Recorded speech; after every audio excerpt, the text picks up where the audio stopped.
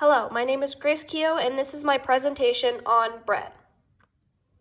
What is class?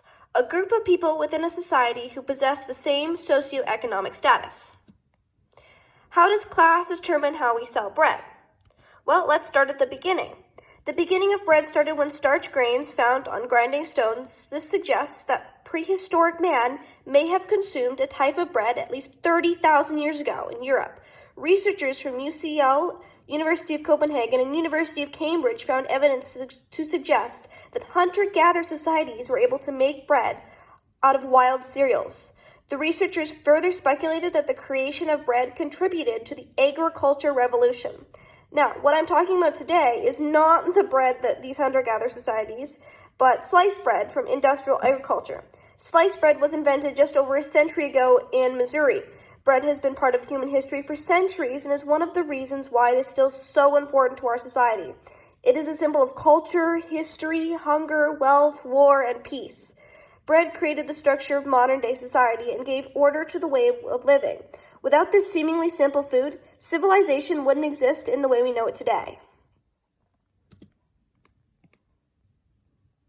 What is the cultural significance of bread? In the Americas, the Mayans were an agricultural society and were known as the men of corn. This was because corn became a staple food in their lifestyle. Nowadays, this is used to make tortillas, tamales, and other bread varieties. Modern-day Mexican culture has adopted these traditions, and corn continues to be a popular part of Mexican dishes. Chapati, also known as roti, is a staple food in South Asian countries. Most believe that chapati originated from Egypt 5,000 years ago. The chapati is simple to produce and very filling, making it a popular side dish served all over the world. It was brought to England in 1857 during the Independence War. During this time, the army fed it to the soldiers as it was easy to carry, provided a substantial meal, and rarely went bad. Europeans were the pioneers in discovering the process of leavening bread and brewing beer, utilizing sourdough as a key ingredient before the advent of commercial yeasts. All bread relied on natural occurring yeasts found in sourdough starters, making virtually every bread a type of sourdough. However, the emergence of commercial yeasts in the 19th century brought convenience to bread production, accelerating the baking process. This posed a challenge to traditional sourdough methods. In Egypt, bread and beer were used to pay subsistence workers as they were staples of the Egyptian diet. Bread and beer acted as rations to pay poor workers, although there were instances in Middle Kingdom of highly paid workers who earned several hundred loaves of bread. This ensured every worker received the same nutritional value. Bread had immense significance in French history, particularly during the time of the French Revolution. While various factors contributed to the unrest, the price of bread was a central issue that fueled people's discontent towards the monarchy. The scarcity of bread led to widespread anger, prompting thousands of French civilians to riot shortly after the storming of Bastille occurred. Turgot, an early economic advisor to Louis XVI, once advised the king, "Do not meddle with bread." What is important when buying bread nowadays? What is important when buying bread nowadays? First, we must look at what is important to our society now. A major part is nutrition. When it comes to bread, it has good qualities and its bad qualities. Bread in general is high in carbohydrates and relatively low in nutrients, such as fiber and protein. But in the end, it all depends on the type of bread. As you can see, different types of bread determine different levels of protein, fiber, vitamins, minerals, carbs.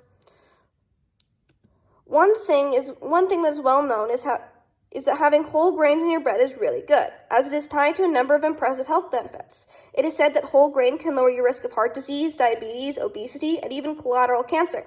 What some don't know is that bread is made from grains and that have been pulverized to be smaller particles. This process speeds up digestion, diminishes the health benefits due to the fact that many don't know this. Brands will put whole grain in big font to entice customers to buy their product.